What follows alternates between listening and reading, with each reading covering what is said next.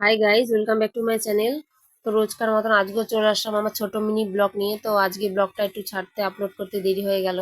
তো দেখো মেনুতে কি রান্না হচ্ছে। চিংড়ি মাছটা ধুয়ে লবণ মধ্যে মাখিয়ে নিয়ে তেল গরম হয়ে গেছে, মাছগুলো দিয়ে ভেজে তুলে নিলাম। মাছের জন্য দেখো ঝিরি ঝিরি করে একটু চাল কুমড়ো কেটে নিয়েছি।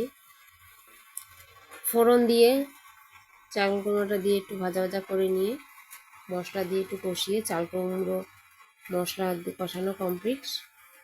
এরপর দিয়ে দিলাম একটু চিংড়ি মাছটা দিয়ে নাড়াচাড়া করে একটু ধনেপাতা কুচি দিয়ে আজকের মতো রেডি চিংড়ি মাছ দিয়ে চাল কুমড়ো ঘন্ট। এরপর আছে ট্যাংরা মাছ। ট্যাংরা মাছ ধুয়ে লবণ হলুদ মাখিয়ে নিয়েছি। তেল গরম হয়ে গেছে, মাছগুলো একে একে দিয়ে ভেজে তুলে নিলাম।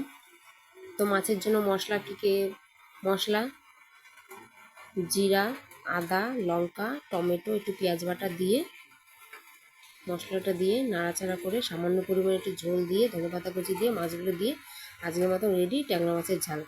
তো আজকে মিনি ব্লগ এখানে এইটুখানি। আবার আসবো কালকে। টাটা, বাই বাই বন্ধুরা।